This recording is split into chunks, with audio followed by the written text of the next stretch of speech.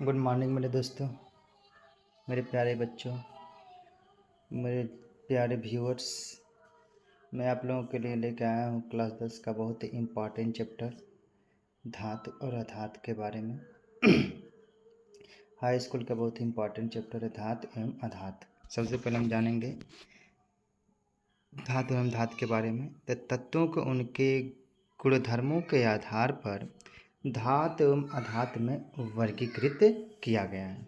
यानी तत्वों के उनके गुणधर्म के आधार पर इनके किस में बांटा गया है? धातु और अधातु में वर्गीकृत किया जाता है। जैसे धातु के कुछ उदाहरण ले लें, आयरन, एल्युमिनियम, ठीक, कॉपर, चांदी, ये सब क्या है? धातु हैं। धातु मतलब जिनसे हम सिक्के बना सकते हैं। सिक्के बना सकते हैं, एक मिनट, सिक्के बना सकते हैं, ठीक।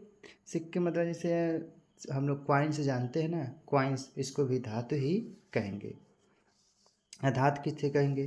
धातु के कुछ उदाहरण, अधातुओं के कुछ उदाहरण कौन से हैं? Hydrogen, nitrogen, sulphur, oxygen. यहाँ पर हम जान जाएंगे धातु अधातु किसे कहेंगे। तो धातु क्या कर सकते हैं? इलेक्ट्रिसिटी और हीट का बेस्ट कंडक्टर होता है, ये बात कर सकते हैं। परंतु अधातु जो होती है इलेक्ट्रिसिटी और हीट का होती है, कुचालक होती है, ठीक। जैसे हम आगे देख रहे हैं, जैसे धातुओं के भौतिक गुणधर्म क्या होते हैं? धातु और धातु दोनों के भौतिक गुणधर्म क्या होते हैं? पहली बात, गुणधर्म है धात्विक चमक। धातु क्या होते हैं? धातु की सतह चमकदार होती है। अधातुओं चमकीली नहीं होती, परंतु आयोडीन अधातु होते हुए भी क्या है? चमकीली होती है। आयोडीन क्या है? अधातु होते हुए भी क्या है? चमकीली होती है। दूसरी बात, कठोरता। धातुएं समान कठोर होती हैं।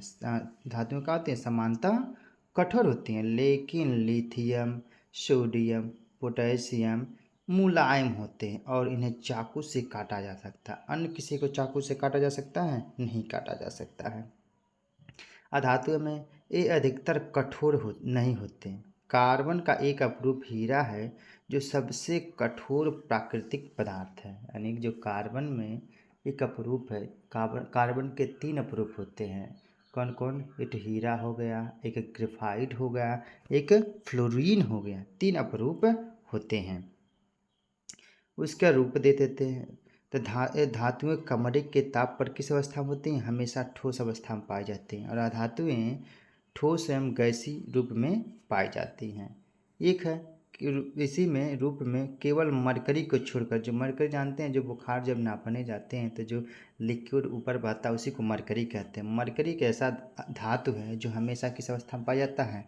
लिक्विड अवस्था में, यानी द्रव अवस्था में पाया जाता है। लेकिन ब्रोमीन को छोड़कर जो तरल रूप में होती है, यानी ब्रोमीन में क्या होती है? धातु है, ये भी किस अवस्था में होती है? तरल। यानी धातुएं ठोस, द्रव, गैस तीनों अवस्था में पाई जाती हैं। आघातवर्धनता की बात करें, यानी पीटने पर क्या क्या होगा? कुछ धातुओं को पीट कर पतली चादर के रूप में परिवर्तित किया जा सकता है। यहीं देख लें, अधातुएं आघातवर्ध नहीं होती। अगर चाक ले लें, एक डस्टर मार दें, चाहे एक हथौड़ा मार दे तो क्या बन जाएगा? पाउडर बन जाएगा। क्लियर है? इसके बाद हम देखेंगे किसके बारे में, नेक्स्ट आगे है तन्यता। तन्यता क्या होता है? धातुओं को पतली तार के रूप में खींचा जा सकता है। ये सोना चांदी देखते हैं, थोड़ा सा सोना रहता है, कितना अच्छा घना आभूषण बन जाता है। उसी प्रकार अधातुएं तन्य नहीं होती है। धातु क्या होती हैं? धातुएं समांतर विद्युत तथा ऊष्मा की क्या होती हैं? सुचालक होती हैं। जैसे सहीसा हो गया, मरकरी हो गया, ये सब क्या कुचालक होती हैं। यानी धातुएं समान, अभी बताएं, धातुएं क्या होती हैं? ऊष्मा और विद्युत की सुचालक होते हैं। परंतु कुछ ऐसे भी धातुएं होती हैं जो उसमें ऊष्मा और विद्युत का कुचालक होते हैं। कौन है? सीसा हो गई, मरकरी हो गई, ये विद्युत के क्या है? ऊष्मा के कुचालक हैं। यही समानता देखिए, धातुएं क्या होती हैं? ऊष्मा और विद्युत की कुचालक होती हैं। मतलब एक चीज़ है ग्रेफाइट, सुचालक होती है। ग्रेफाइट के बारे में जानते हैं, जो पेंसिल की लीड नहीं होती है जिससे हम लिखते हैं पेंसिल की, वही ग्रेफाइट होती है जिससे हम लोग लिखते हैं। अब आते हैं घनत्व। समानता अधिक घनत्व व उच्च गलनांक होता है किसका? धातुओं का। पोटेशियम एवं सोडियम का घनत्व तथा गलनांक बहुत कम होता है। यही देख लें, अधातुओं का घनत्व व गलनांक भी बहुत कम होता है। ध्वनिक, ध्वनिक माने शोर करना। ध्वनिक माने क्या होता है? शोर करना। धातुएं कठोर सतह से टकराने पर आवाज़ पैदा करती हैं। जैसे घंटी नहीं बजता है, देखो धातुएं ना घंटी बजाते हैं। धातुएं अधातुएं क्या होती हैं? अध्वनिक होती हैं। ध्वनिक नहीं, यानी अधातुओं में ध्वनि नहीं पैदा नहीं होती, उसे पीटेंगे धातुओं जैसा ध्वनि उसमें उत्पन्न नहीं होगा।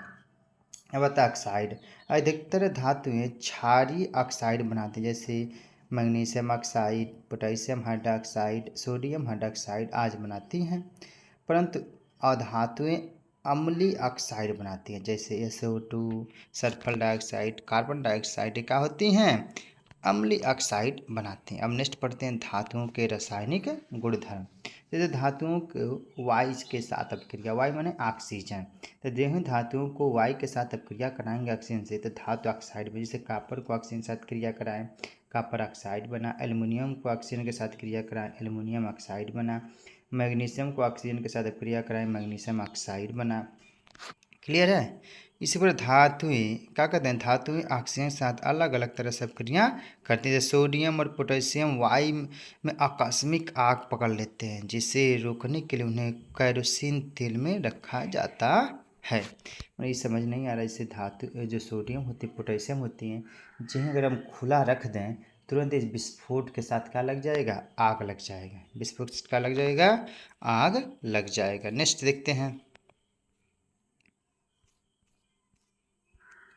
आता है हमारा next slide.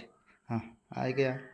Magnesium, aluminium, zinc, lead वायु के साथ धीरे धीरे क्रिया करते हैं। इन धातुओं पर ऑक्साइड की परत चढ़ जाती है, यानी जो मैग्नीशियम होता है, एल्युमिनियम होता है, जिंक होता है, लेड होता है, वायु के साथ बहुत कम मात्रा में क्रिया करती हैं। आयरन के ले लें। आयरन वायु में गर्म करने पर प्रज्वलित नहीं होता, लेकिन ज्वाला में लौह चूर्ण डालने पर तेजी से जलने लगता है। यानी आयरन में लौह चूर्ण छोटा छोटा चूड़ा डालेंगे तो तुरंत क्या होता है? जलने लगता है बहुत तेज से। मतलब आयरन को इसे जलाएंगे तो जलेगा नहीं। कापर भी प्रज्वलित नहीं होता, लेकिन उस पर काले रंग के कापर ऑक्साइड की परत चढ़ जाती है। इसी प्रकार सिल्वर, सोना ऑक्सीजन के साथ क्रिया नहीं करती। वैधर्मी ऑक्साइड, वे धातु ऑक्साइड जो अम्ल तथा क्षार दोनों से क्रिया करते हैं और लवण और जल उत्पन्न करते हैं। जैसे एल्युमिनियम को जल से क्रिया कराएं तो एल्युमिनियम क्लोराइड और H2O जल देगा। उसी प्रकार एल्यूमिना को सोडियम हाइड्रोक्साइड के साथ गर्म करें तो सोडियम एल्यूमिनेट और जल देगा। हम नेक्स्ट अब देखते हैं कुछ उदाहरण इसके हैं। जल के साथ अपक्रिया में धातु और प्लस जल क्रिया करके धातु ऑक्साइड और हाइड्रोजन देंगी। उसी प्रकार धातु ऑक्साइड जल से क्रिया कराएंगे तो धातु हाइड्रोक्साइड देंगे। जैसे बीच में हमारा धातु है, यहाँ पे धातु बीच में क्या है? हमारा धातु। एक मिनट देखते हैं, बीच में हमारा क्या है? धातु है।